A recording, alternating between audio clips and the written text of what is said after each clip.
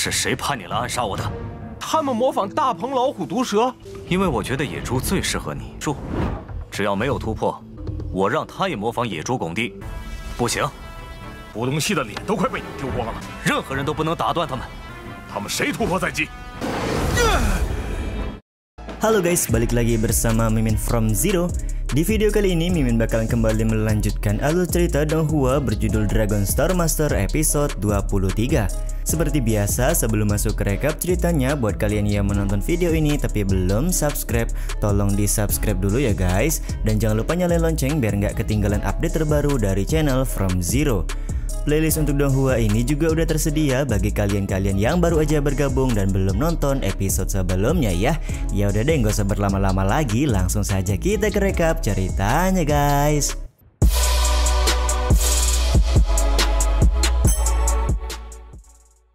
Episode 23 diawali dengan Gu Zhenfeng yang mendapatkan serangan peluru dari seorang sniper. Cukup beruntung di sini dengan sigap Bang MC kita ini berhasil mementahkan serangan tersebut.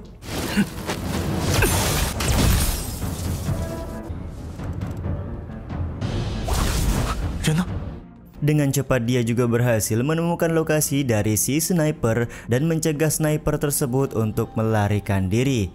Si sniper yang merasa panik tentu saja berusaha melakukan perlawanan, akan tetapi tetap saja dengan kemampuannya Gu Zhenfeng berhasil mengalahkan sniper tersebut. Bang MC juga menanyakan siapakah orang yang sudah mengirim si sniper ini untuk membunuhnya.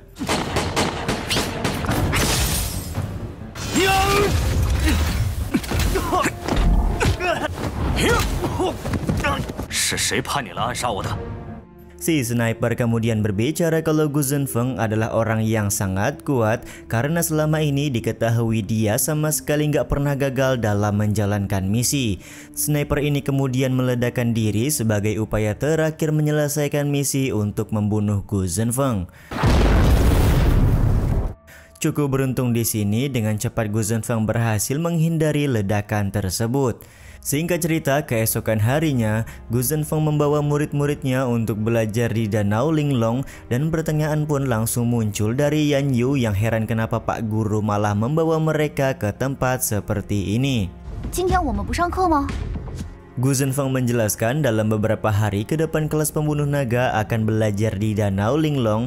Dia juga memperkenalkan murid baru yang akan menjadi bagian dari kelas pembunuh naga, yaitu Ling Chao. 来，林草。大家好，我叫林草。林草，欢迎你加入屠龙班。这林草有什么特别之处？ Kehadiran Ling Chao tentu saja dipertanyakan oleh Leng Yu karena cukup aneh jika Gu Zhenfeng menerima murid baru yang belum jelas kekuatannya. Bang MC pun kemudian memberikan pengertian kalau Ling Chao punya bakat yang luar biasa, hanya saja pada saat ini dia belum bisa membangkitkan bakat tersebut. Jika bakat tersebut bisa bangkit, Gu Zhenfeng berani mengatakan kalau Ling Chao akan lebih kuat ketimbang murid-murid yang ada di dalam kelas pembunuh naga. 怕会超过你们所有人。等林草觉醒超凡力后，好了，我们现在开始上课。 Karena sudah paham dengan semua ucapan dari Pak Guru, akhirnya kelas pun akan dimulai pada hari ini. Di saat yang sama, Han Xiao langsung bertanya kenapa mereka tidak menunggu Mo Xuanji terlebih dahulu sebelum memulai kelas. Gu Zhenfeng meminta semua muridnya untuk memulai kelas tanpa menunggu Mo Xuanji terlebih dahulu dan mempelajari penempaan tubuh guntur di Danau Linglong ini. Pada saat giliran Leng Yu untuk memulai penempaan tubuh, perintah aneh dikatakan oleh Gu Zhenfeng di mana dia meminta Leng Yu untuk bersikap seperti guguk yang sedang menggigit orang. 趴在地上，做疯狗咬人状。顾老师， Pada awalnya Leng Yu tentu saja menolak karena merasa metode pelajaran dari Pak Guru kali ini sangatlah aneh. Akan tetapi Gu Zhenfeng mengancam tidak akan pernah mengajari Leng Yu lagi dan membiarkan Leng Yu berkultivasi begitu saja tanpa bimbingan darinya selama 50 tahun. Momen ini pun pada akhirnya membuat Leng Yu mau tidak mau menuruti perintah yang dikatakan oleh Bang MC kita. Sementara untuk Suling, Pak Guru memintanya untuk bersikap seperti kucing yang sedang menangkap tikus. Sementara Qi Jianfeng diperintah bersikap seperti burung melebarkan sayap.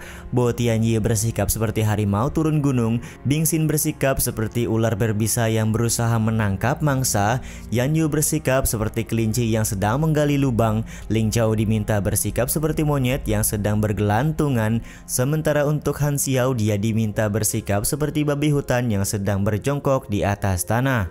Protes tentu saja dilayangkan oleh Han Xiao karena menurutnya meniru gerakan babi hutan tidak pantas untuknya. Akan tetapi Han Xiao tidak punya pilihan lain lagi selain menuruti perintah dari Pak Guru. 他们模仿大鹏老虎毒蛇，因为我觉得野猪最适合你住，只要没有突破，我让他也模仿野猪拱地。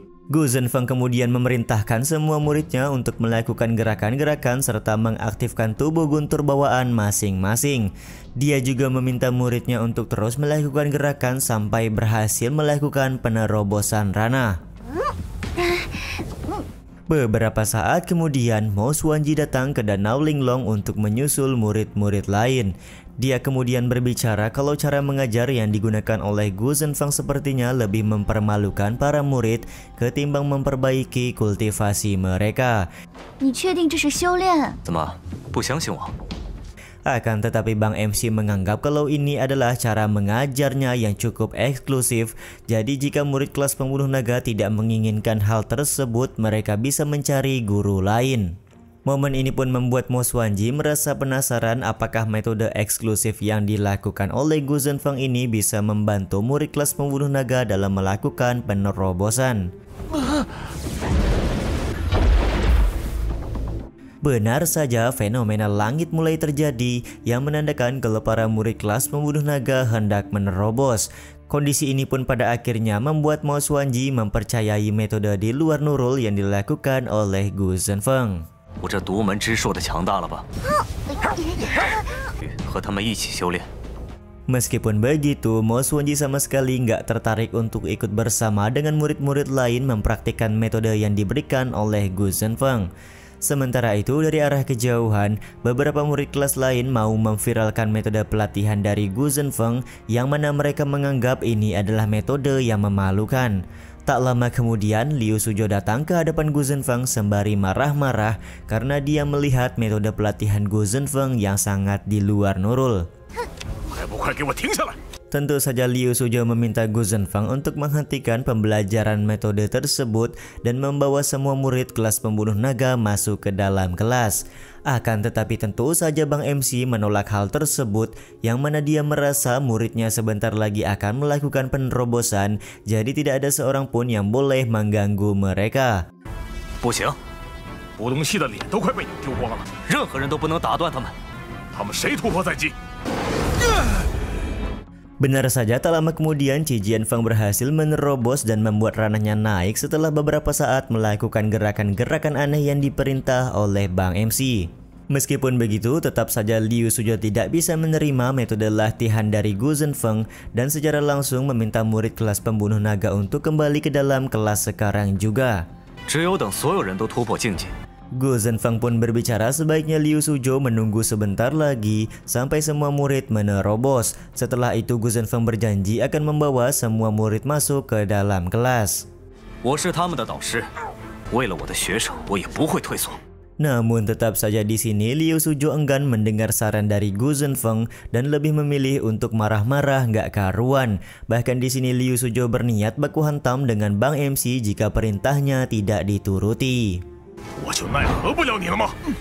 Kemarahan dari Liu Suzhou ini juga sekaligus menutup episode 23 kali ini ya guys. Ya udah deh, sampai di sini dulu aja video kali ini. Mohon maaf jika masih banyak kekurangan dan kesalahan dalam penyampaian kata-kata ya. Terima kasih buat kalian yang udah nonton dan jangan lupa subscribe serta nyalain loncengnya ya guys. Mimin selaku penulis narasi, tukang voice over dan tukang edit video pamit undur diri. Salam hangat, see you in the next video. Bye bye guys, see you next week.